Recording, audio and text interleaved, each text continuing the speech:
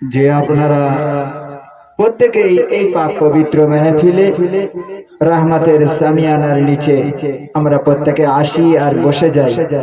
আল্লাহ পাক আমাদের প্রত্যেককে তৌফিক দান করুক, আমরা যেন এই পবিত্র মেহফিলে অংশগ্রহণ করতে পারি।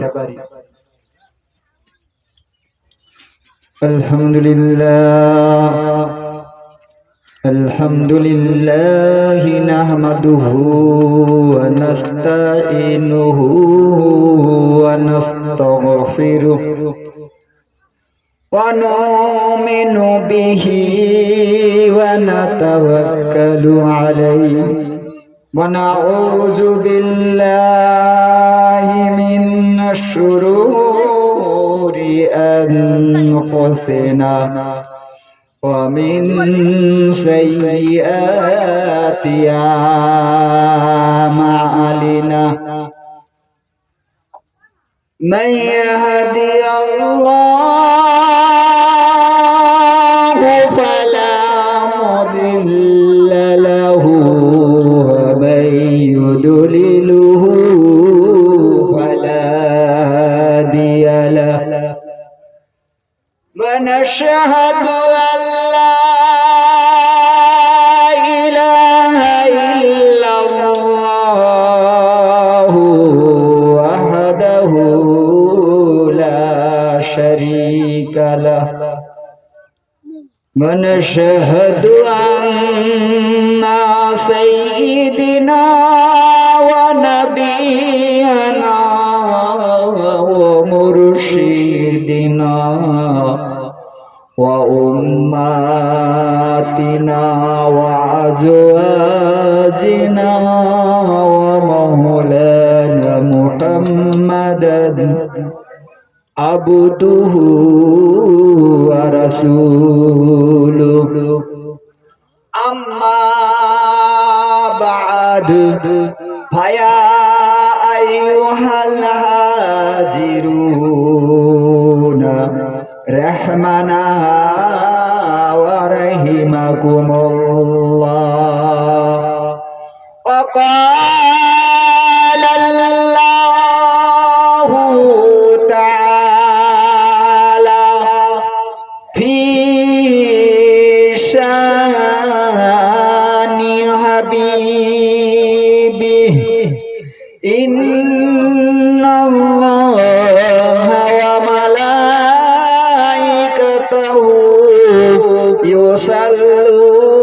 يصلون على النبي يا أيها الذين آمنوا صلوا عليه وسلموا تسليما درود اللهم صل على سيدنا مولانا محمد سيدنا مولانا محمد आए आए के जाबी मदीना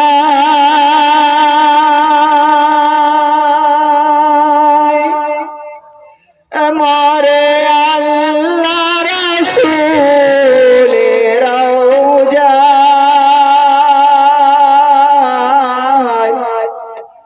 শুয়ে আছেন নবী মোর মদিনায় যেতায় আল্লাহর নূর দেখা যায় আয়ে আয়ে কে যাবি মদিনায় মরে আল্লাহ রাসূল রওজা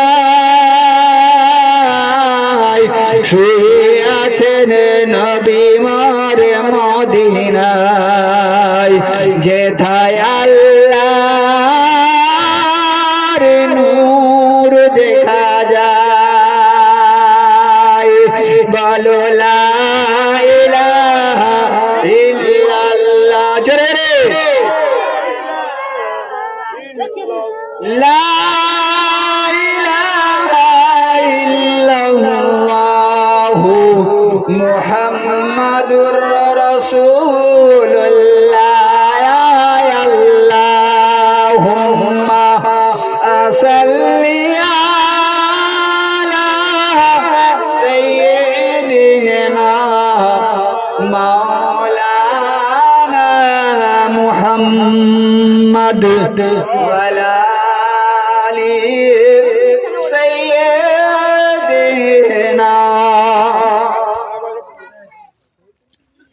কত ব্যথা কত দিকে সয়েছ গো তুমি,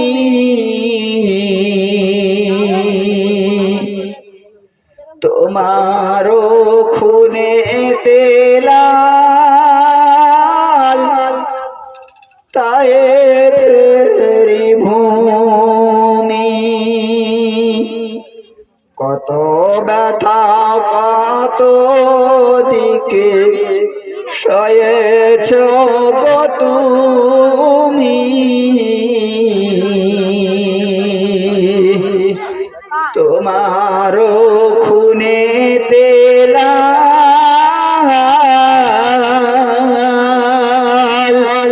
তায়ের ভূমি। আল্লাহুম্মা সাল্লি আলা সাইয়্যিদিনা মাওলানা মুহাম্মাদ। মহতারাম ও মুআজ্জাজ শ্রদ্ধেয় ভজন দিগার ওলামায়ে কেরাম, হুজ্জাজে কেরাম, হুক্কাজে কেরাম, আল্লাহ পাকের নামাজি পরেজগার মুত্তাকি আল্লাহ ভীরু বান্দা বান্দিরা, আল্লাহ পাকের দরবারে লক্ষ কোটি শুকরিয়া। আল্লাহ পাক আমাদের মতো গুনাহগার, খাতাকার, সিয়াকার, পাপী পাপিষ্ট বান্দাদেরকে এই পাক পবিত্র মাহফিলে রহমতের সামিয়ানার নিচে রিয়াজুল জান্নাতে আসার আর বসার তৌফিক দান করেছেন। একবার উচ্চ আওয়াজে বলি আলহামদুলিল্লাহ। আর একটু জোরে বলি আলহামদুলিল্লাহ। নারায়ে তাকবীর, নারায়ে তাকবীর। সওয়াব রেশানির মাহফিল জিন্দাবাদ, সওয়াব রেশানির মাহফিল, সওয়াব রেশানির মাহফিল। নারায়ে তাকবীর। তারি প্রতিবাদে জানাই বিশ্ব নবী দুজাহানের বাদশাহ তাজদারে মদিনা দুলাহে মদিনা আহমদি মুস্তাফা মুহাম্মদি মুস্তাফা মা আমিনার লাল আব্দুল্লাহর হেলাল মক্কার বাতি মদিনার জ্যোতি হযরতে আবু বকর সিদ্দিক রাদিয়াল্লাহু তাআলা নূর সাথীর উপরে অসংখ্য দরুদ ও সালাম। আমরা আমাদের অন্তরের অন্তঃস্থল থেকে সমস্ত রকমের কৃপণতা দুর্বলতা দূর করে সেই বিশ্ব নবীর শানে একবার উচ্চ আওয়াজে বলি সাল্লাল্লাহু আলাইহি ওয়াসাল্লাম। আমার আব্বা জান ভাইজানেরা, এই বিংশ শতাব্দীর যুগের মানুষ আমরা জ্ঞানী গুণী সুধী। আমাদের মতো জ্ঞানী মানুষ আর দুনিয়াতে পৃথিবীতে কেউ নাই, কিন্তু আমরা জ্ঞানী গুণী সুধী মানুষ হয়ে এক জায়গায় কিন্তু লচের খাতায় আমরা দাঁড়িয়ে আছি। এসেছো একা যাইবে একা, সঙ্গে কেহ যাইবে না।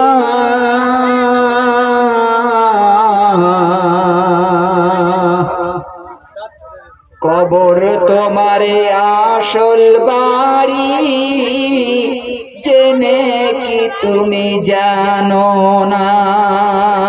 এসেছো একা যাইবে একা, সঙ্গে কেহ যাইবে না। কবর তোমার আসল ঘাটি, জেনে কেন তুমি বোঝো না। ওই আমার আব্বা জান ভাইজানেরা, ওই আমার মুসলমান ভাইজানেরা, কবর আমাদের আসল বাড়ি, আসল ঘাঁটি। এই জায়গায় আমাদের যেতে হবে, তার তৈয়ারি আমাদের হয়ে থাকতে হবে, তার প্রস্তুতি আমাদের গ্রহণ করতে হবে। অলরেডি হামেশা আমাদের প্রস্তুতি থাকতে হবে।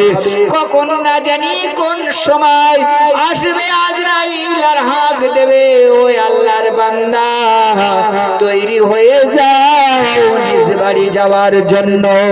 এমন একটা জায়গায় তোমাকে আমি নিয়ে যাব, এমন একটা ঘাটিতে নিয়ে যাব, যে ঘরের জানলা থাকবে না, দরজা থাকবে না, যে ঘরে কোনো আলো বাতাস থাকবে না, যে ঘরে বন্ধু বান্ধব আত্মীয় স্বজন থাকবে না, যে ঘরে মাতা পিতা কেউ থাকবে না, যে ঘরে তোমার বিবি বাচ্চা নাতি পুতি কেউ থাকবে না, আমি আজরাইল এসে গেছি সেই ঘরে তোমার নিয়ে যাওয়ার জন্য।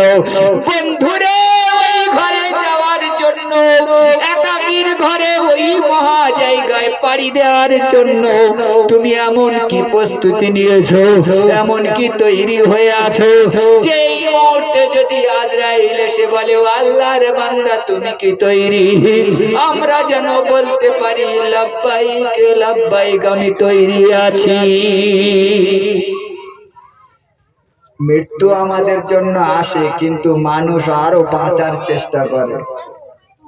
কি গো, আমরা জ্ঞানী গুণী সুধী মানুষ আরো বাঁচার চেষ্টা করি। কিভাবে আরো বাঁচবো, আরো বাঁচবো? বিছানায় পড়ে আছে মনে করি সুস্থ হয়ে, আরো জমি কিনবো, জায়গা কিনবো, ঘর করব, বাড়ি করব, বেটার একটা, বেটির একটা, নাতির একটা, পুতির একটা, এমন করে আশায় আশায় মরেছি। কিন্তু মরণের জন্য যে জায়গাটায় চিরস্থায়ীর ঘাঁটি, যে জায়গায় আমাদের থাকতে হবে, যেটা হলো কবরের মাটি, সেই জায়গার জন্য একবারে করে আমরা মাথায় রাখছি না যে কি দিয়ে সেখানে আমরা হিসাব দেব। সেখানে যখন মনকে নাকি এসে সওয়াল আর জবাব করবে, যখন আমাদেরকে এসে কবর থেকে তুলবে, সেই জায়গায় আমরা কি দিয়ে তার সম্মুখী হব, তার জবাব দিয়ে আমাদের হতে হবে। আমাদের জবাব না নিয়ে ছাড়বে না। সেই কবরের জন্য আমরা একবার প্রস্তুতি নিতে পারিনি। আমরা শুধু বিছানায় শুয়ে শুয়ে বেটা বেটি, নাতি নাতি, নাতি পুতির আশা ভরসা, তাদের ভবিষ্যতে কি হবে। আমি যদি আজ চলে যাই আমার সংসারটা কি হবে, আমি যদি আজ চলে যাই আমার জায়গা জমিকে চাষ করবে, এই চিন্তায় আমরা মগ্ন হয়ে আছি। কিন্তু লা মাহদুদ জিন্দেগি, যেখানে আমাদের চিরস্থায়ী থাকতে হবে, তার জন্য আমরা কি গ্রহণ করেছি। ও আমার আব্বা জান ভাইজানেরা, ও সোনার মানিকেরা আমার, আজরাইল যখন এসে আমাদেরকে বলবে তুমি তৈরি হয়ে যাও, যখন আমাদের সিনার উপরে হাতটা রেখে দেবে, যখন আমাদের হাতটা, যখন তানার হাতটা আমাদের সিনার উপরে, বুকের উপর রেখে দেবে, আমাদের জানটা কেড়ে নিয়ে চলে যাবে। আমরা যদি হাজার কান্নাকাটি করি, আমাদের আত্মীয় স্বজন বা মা ভাই বোন হাজার কান্নাকাটি করলেও আজরাইল কিন্তু আমাদের ছাড়বে না। ওহে আজরাইল আলাইহিস সালাম, তোমারও কি নাহি মায়া, ছেড়ে নাহি দাও, কেড়ে তুমি লাও প্রাণ পাখি হইয়া।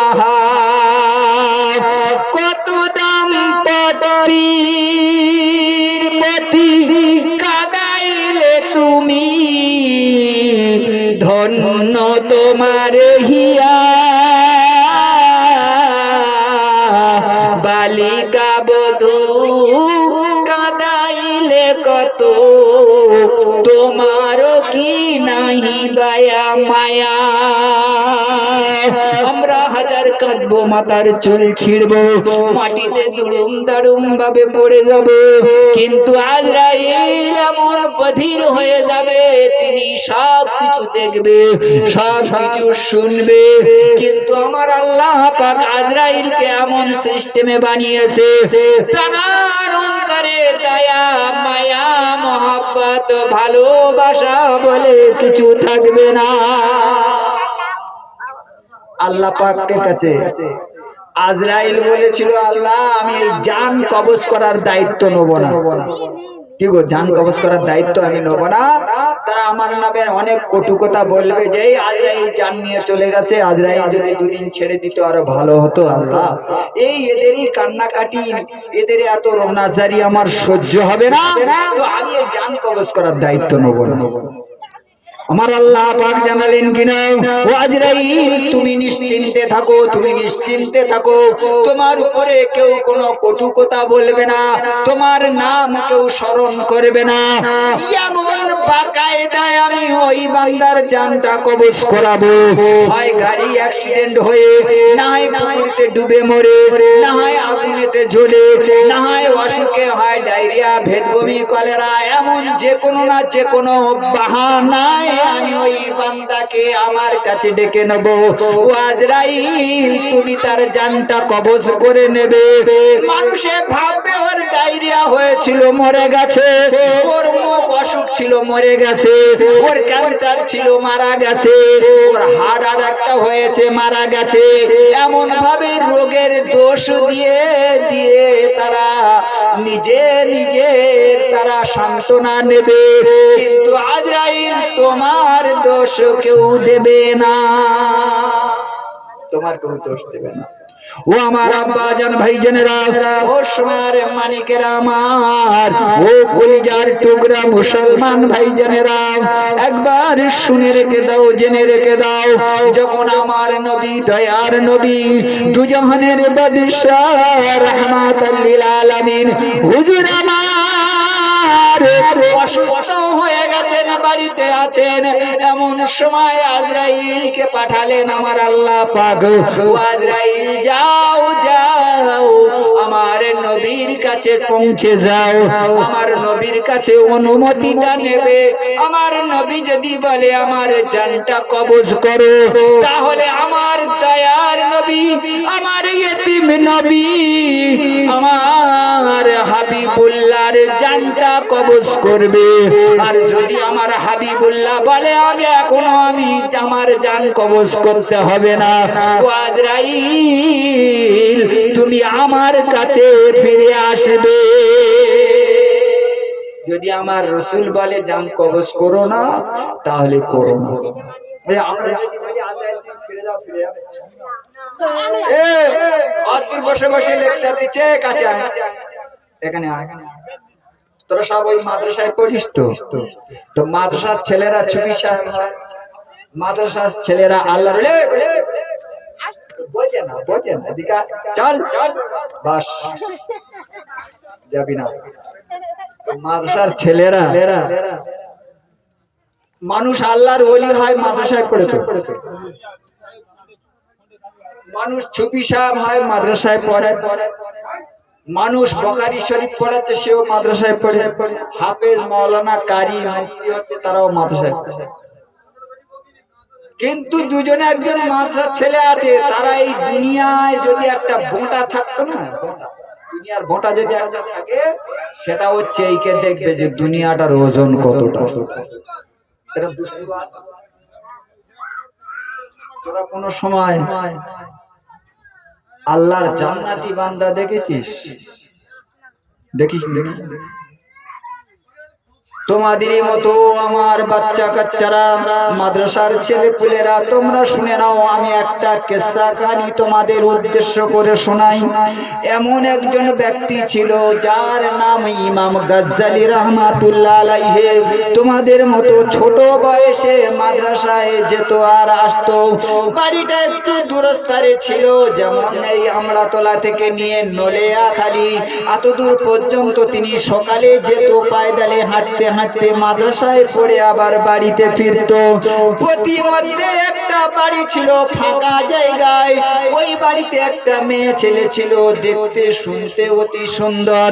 কিন্তু ওই মেয়ে ছেলেটি, মাদ্রাসার ছেলেরা যখন রাস্তাঘাটে বার হয়, দেখবে তাদের কাপড় জামা টুপিটা অতি সুন্দর থাকে, এমনকি দরকার হলে গায়ে একটু সেন্ট মেরে নেয়, প্রত্যেক জুম্মার দিনে একটু শর্মা চোখে দেয়।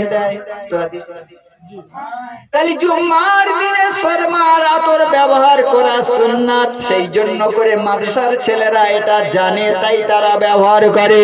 জুম্মার দিনে পরিষ্কার পরিচ্ছন্নতা কাপড় ব্যবহার করতে হয়, সুন্দরভাবে সেজে গুজে ঈদগাহ মানে জুম্মার ঈদেতে হাজির হতে হয়। ওই দিন গোসল করে, আর অন্যান্য দিন তো আসর মাগরিব এশা হচ্ছে, কিন্তু জুম্মার দিনে একটু ভালো করে সেজে গুজে যায়, তাই না?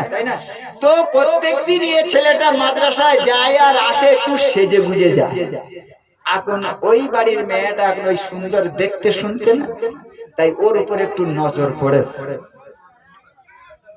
একটু নজর পড়েছে কায়দায় থেকে আম্মা পাড়াতে কোরআন শরীফ শেষ হয়ে গেছে, হাফেজি পড়া শুরু করেছে, 15-16 পারা পড়ছে। ছেলেটার বয়স তখন হয়ে গেছে 14 বছর, আস্তে আস্তে 14 বছর বয়স হয়ে গেছে। 14 বছর বয়স হয়ে গেছে। ও সোনার মানিকেরা আমার ওই রাস্তা দিয়ে যায় আর আসে, কিন্তু ওই মেয়ে ছেলেটির নজরে পড়ে গেছে। যেমন করে হোক, যে কোনো কায়দায় হোক, ওই ছেলেটাকে ভালোবাসতে হবে, ওই ছেলেটার সঙ্গে আমি বিবাহ শাদীতে আবদ্ধ হব, ওই ছেলেটার সঙ্গে আমি সংসার করব। এত সুন্দর ছেলে যেন মনে হয় রাস্তা দিয়ে আসে, আর মনে মনে হয় যেন আল্লাহর ফেরেশতা জমিন থেকে হেঁটে হেঁটে আসে। আমার চোখে এত সুন্দর লাগে, এত সুন্দর লাগে। এমন দুনিয়ার মানুষের মধ্যে আমি অনেক জায়গায় দেখেছি, কিন্তু ওই মাদ্রাসার ছেলে পুলেদের আমার নজরে যেন আল্লাহর ফেরেশতা। জোরে বলো। কিন্তু আমরা যদি আল্লাহর ফেরেশতা হই, ঢেমনো করলে কি বলবে লোক? ভালো যদি যেতে যেতে রাস্তাঘাটে একজনের কুল গাছে একজন মেরে দিলাম, এই আমের সিজনে ওর বাগানতে চুরি করে আম নিয়ে চলে আসলাম, তাহলে আমরা আল্লাহর ফেরেশতা হলাম কি? লোক তখন বলবে এই মাদ্রাসার ছেলেদের মতো বদমাশ আর কেউ নাই, এদের থেকে সব সময় বেঁচে থাকি। হ্যাঁ, অমন করে একটা ছেলে এখন একজনের গাছে আম চুরি করতে গেছে, আর আম চুরি করতে গিয়ে সে গাছে ঠেলে উঠেছে, আর যার গাছে আম চুরি করতে গেছে সে লোকটা বড় কিপটে ধরনের লোক, মানে 1 পয়সা মাদ্রাসায় দানও করে না, নিজেও খায় না, বউকেও খায় না, শুধু একবার দুপুরে রান্না করে, রাত্রে পানি খেয়ে শুয়ে। এখন এইরকম কিপ্টের 2টো আম গাছ ছিল, তার খুব আম হয়েছে। এখন মাদ্রাসার ছেলেরা যুক্তি করে এখন সেই গাছে চুরি করতে গেছে, বলে আজ এই কিপ্টের বাড়িতে চুরি করা হবে, চ চ চ। এবারে একজনকে গাছে ঠেলে উঠেছে। এখন আস্তে আস্তে কিপ্টে মানুষটা এখন দেখতে পেয়েছে যে একজন ছেলে ওই গাছে উঠে আম পাড়ছে, বলছে গাছ থেকে নাম, একটা আম আমার বিবিকে আমি পর্যন্ত খাওয়াই না, তুই আম চুরি করতে এসেছিস? পচা পেস্কো যা হয় সব বাজারে বিক্রি করি, একটা আম ঘরে খাই না, তুই কোন সময় চুরি করতে এসেছিস? কিছু আম তো ঘরে খায়, কিন্তু এ পচা আম পর্যন্ত বিক্রি করে দেয়, ঘরে খায় না। কেমন কিপ্টে মানুষ! তাহলে এই কিপ্টে মানুষটা যখন ও গাছে দেখতে পেয়েছে চোর চুরি করছে, তখন বলে এই চোর নিচে নাম, তোর বিচার আমি করব, আর আমার দ্বারা যদি না হয় তুই নিচে নামবি কিনা বল, বিচার দেব তোর বাপের কাছে। বিচারটা দেবে কার কাছে? এই বিচারটা দেবে কার কাছে? তার বাপের কাছে বিচার দেবে বলেছে। ওই গাছ থেকে ছেলেটা বলে কিনা, ও বাগানের মালিক, ও গাছের মালিক, তুমি বিচার দেবে কার কাছে? আমার আব্বা আছে ওই গাছে। তার মানে আমি এই গাছে, আমার আব্বা ওই গাছে। তো যারা বদমাশ ছেলে পুলেরা বদমাশ, বাপ যদি বদমাশ আর ছেলে পুলেরা বদমাশ, তো অনেক বাপের গোবর গাদায় পদ্ম ফুল ফোটে, ফোটে কিনা? অনেক নামাজ পড়ে না, রোজা করে না, তাদের বাড়ির ছেলেরা হাফেজ মাওলানা হয়ে যাচ্ছে। তারপরে আল্লাহ তার বাপ মায়ের হেদায়েত করেছে কি এমন করে। তো এখন ওই ছেলেটা সুন্দর ছেলে, রাস্তায় দিয়ে যায় আর আসে, আর ওই মেয়েটা কি মনে করছে? ভুলে গেছে যে আমি ওই ছেলেটার সঙ্গে সংসার ধর্ম করব, ওই ছেলেটার সঙ্গে বিয়ে করব। ওই মারা বাজান ভাই জেনারা, ও সোনার মানিকেরা আমার, 1 তারিখে ওই ছেলেটা রাস্তা দিয়ে যায় আর ওই বাড়িতে আর কেউ নাই, তার আব্বার আম্মা যান কোন জায়গায় কোন আত্মীয়র বাড়িতে ঘুরতে গেছে। ওই মেয়েটা তাদের বাড়ির একজন কাজের মেয়ে বাড়িতে ছিল। এখন ওই মেয়েটা বলে ওই হুজুর আসছে, হুজুরকে বলে দিবি আজকে আমার বাড়িতে আমার সঙ্গে যেন একটু দেখা সাক্ষাৎ করে, কেননা একটা মাসলা মাসাইল আমার জিজ্ঞাসা করার প্রয়োজন, একটু নামাজ সম্পর্কে আমি জানবো, কেননা এই হুজুর অনেক দিন থেকে রাস্তা দিয়ে আসে যায়, অমুক মাদ্রাসায় পড়াশোনা করে। আমি আজ ওই হুজুরের কাছে একটা মাসলা মাসাইল জানবো। ও আমাদের কাজের লোক, তুমি যাওয়ার সময় হুজুরকে একটু বলে দেবে যে এই বাড়ির একজন মহিলা তোমার কাছে কিছু মাসলা জানার জন্য ডেকেছে, বলে তোমাকে আর আসতে হবে না, তোমার ছুটি দিয়ে তো ছুটি ভালো। এ হুজুরের কাছে এসে বলছে, হুজুর আসসালামু আলাইকুম। ওয়ালাইকুম আসসালাম। কি ব্যাপার? বলছে আমাদের বাড়িতে একটা মাসলা মাসাইল জানবে, তাই একটু আপনাকে যেতে বলেছে বাড়িতে। বলে কোন বাড়িটা? বলে ওই ফাঁকা বাড়িটা। আপনারা এখনো পর্যন্ত যারা আসেননি প্রত্যেকেই চলে আসেন, কেননা আমাদের দাওয়াতের আলেম, যিনি আমাদের বহু আকাঙ্ক্ষিত পরিচিত মহব্বত ভালোবাসার মানুষ, মাওলানা ফারেজ আলী সাহেব, তিনি শুধু চাঁদখালি থেকে এসেছেন। আমরা প্রত্যেকেই চলে আসি, তিনি যথাসময়ে এখানে ওয়াজ নসিহত করবে, আমরা দেরি করব না, প্রত্যেকেই চলে আসি। তো হুজুর এখন গিয়েছে তার বাড়ির ভিতরে। হ্যাঁ, ওই মেয়েটার বাড়ি থেকে পৌঁছে গেছে। এ তো বলে এ তো চলে গেছে, হুজুর বাড়ির ভিতরে ঢুকে গেছে। ওই মেয়েটা একতলা দুতলা বাড়ি মেয়েটার, এখন ওই দুতলার উপরে নিয়ে দরজা বন্ধ করে দিয়েছে, দিয়ে বলছে হুজুর আমার অনেক দিনের চাওয়া, আমার অনেক দিনের পাওয়া, আমি অনেক দিন থেকে আপনাকে দেখি আর মনে মনে ভালোবাসি। হুজুর আজকে আমি আপনাকে ছাড়বো না, আমি আপনাকে ছাড়বো না, এই ঘরের মধ্যে বন্ধ রেখে দেবো। হুজুর আল্লাহর কাছে দোয়া চাই, ইয়া রাব্বুল আলামিন, ইয়া রহমানুর রহিম, আমি ইমাম গাজ্জালী, আপনি আমাকে হেফাজত করুন, আপনি আমাকে সাহায্য করুন, আমি কেমন ভাবে এই খপ্পর থেকে, এই শয়তানের খপ্পর থেকে বার হতে পারি, শয়তানের প্রলোভন থেকে বার হতে পারি, শয়তানের বেড়াজাল থেকে বার হতে পারি।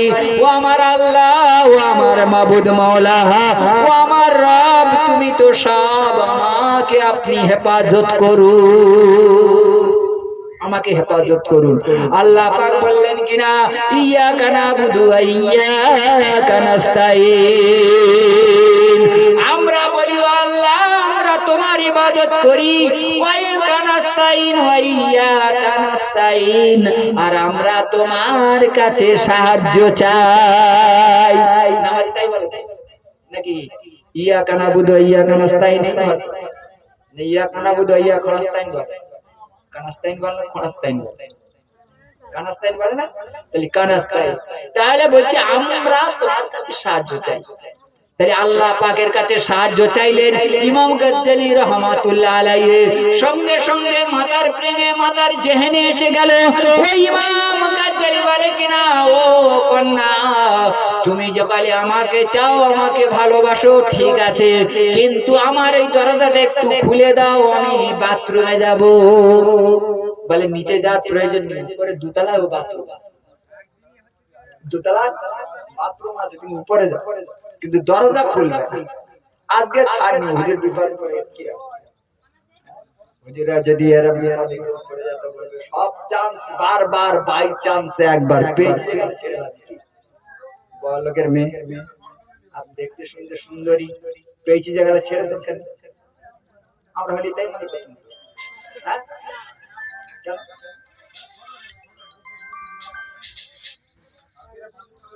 হ্যালো, হ্যাঁ,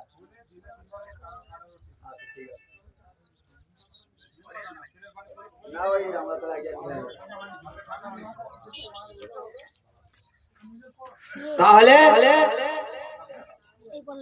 হুজুর এখন ওই উপরে বাথরুমে গিয়ে আর বাথরুমের চেম্বারের মধ্যে হাত দিয়ে দিয়েছে। দিয়ে ওর মধ্যে মল মাটেরিয়াল যা যেখানে ছিল নিজের গায়ে একটু লাগিয়ে নিয়েছে, বাঁচতে হবে। আমরা হলে তো বাঁচার চেষ্টা করতাম না, কিন্তু হুজুর এই চিন্তা ভাবনা করেছে শয়তানের খপ্পর থেকে বাঁচতে হবে। কারণ আল্লাহ পাক জানিয়েছেন পবিত্র কোরআনে বারবার উল্লেখ করেছে যে শয়তান হলো তোমাদের প্রধান শত্রু, সর্বদা শয়তানের হাত থেকে তোমরা বেঁচো। এই শয়তানের হাত থেকে বাঁচার জন্য হুজুর এখন ওই তালা আরম্ভ করে দিয়েছে। যখন মাল ম্যাটেরিয়াল একটু গায়ে নিয়ে বলে, ও কন্যা, ও বড় লোকের বেটি, আমি এসে গেছি, এসো আমি তোমার সঙ্গে একটু আলিঙ্গন করি, এসো তোমার সঙ্গে একটু কোলাকুলি করি। ওই সময় ওই মেয়ে ছেলেটা নাকে কাপড় দিয়ে বলে, দূর হয়ে যা, দূর হয়ে যা, তোর মতো পাগলকে আমি ভালোবেসে ভুল করেছি। পাগলকে ভালোবেসে ভুল করে চল চল চল চল। দরজা খুলে দিয়েছে। হুজুর এখন নিচে নেমে পাশে পুকুরে ভালো করে গোসল করে জামা কাপড় ধুয়ে ওই ভিজে জামা কাপড় জাত করে নিগড়ে গায়ে দিয়েছে। মাদ্রাসা ওদিকে লেট হয়ে যাবে, মাদ্রাসা যে টাইম মতো তো পৌঁছাতে হবে, কিন্তু এইসব কারবার করতে করতে মাদ্রাসায় লেট হয়ে গেছে। ও আমার আব্বাজান ভাইজানেরা, ও সোনার মানিকেরা, আমার ইমাম গাজ্জালী রহমাতুল্লাহ আলাইহি দ্রুত বেগে মাদ্রাসায় গিয়ে হাজির হয়ে গেছে। আর হুজুর কি করেছে, মাদ্রাসার মাঠে একটা উঁচু জায়গায় ইমাম গাজ্জালীকে দাঁড় করিয়ে দিয়েছে। সমস্ত মাদ্রাসার ছেলেদের খবর দিয়েছে, ও মাদ্রাসার ছেলেরা, তোমরা কি দুনিয়ায় থাকতে থাকতে, বেঁচে থাকতে থাকতে এই পর্যন্ত জান্নাতি মানুষ কি তোমরা দেখেছো? সবাই বলছে, হুজুর আমরা তো ওই জান্নাতি মানুষ দেখি। এবারে হুজুর মনে মনে মানে ইমাম গাজ্জালী রহমাতুল্লাহ আলাইহি মনে মনে করছে, আমার হয়তো হুজুর টিটকারি করছে, আমি লেটে আইছি বলে সেই জন্য সবার সামনে দাঁড় করিয়ে দিয়ে আমার হয়তো অপমান করছে। যে লেটে তার বলছে যে তোমরা দেখে নাও, এই ইমাম গাজ্জালী হলো জান্নাতি মানুষ। জোরে বলো সুবহানাল্লাহ। ও আমার আব্বা জান ভাই জানেরা, আল্লাহ পাকের ওই সব বান্দা বান্দিরা বলল কিনা, ও হুজুর আপনি কি করে বলতে পারেন এই ইমাম গাজ্জালী, এই ইমাম গাজ্জালী আমাদের সঙ্গে একসঙ্গে পড়াশোনা করে, এ জান্নাতি মানুষ কি করে হলো? ওই সময় হুজুর বলেছিল, ও আমার মাদ্রাসার তালাবা ইলমরা, ও আমার ছাত্ররা, তোমরা শুনে রেখে দাও, জেনে রেখে দাও, আজ ইমাম গাজ্জালী প্রতি মধ্যে আসার সময় লেট হয়ে গেছে, লেট হয়ে গেছে। ইমাম গাজ্জালীর মুখে কারবাজারিটা শোনো। ইমাম গাজ্জালী বলে, হুজুর আমি যখন রাস্তা দিয়ে আসি, ওই শয়তানের খপ্পর থেকে পড়ার পরে বেঁচে যখন আমি আসি, আস্তে আস্তে আসার সময় দেখি আসমানের সমস্ত পাখিরা উড়ে উড়ে আসে, আর আমি ইমাম গাজ্জালী তাদের ডানাগুলো আমার পায়ের নিচে বিছিয়ে দেয়।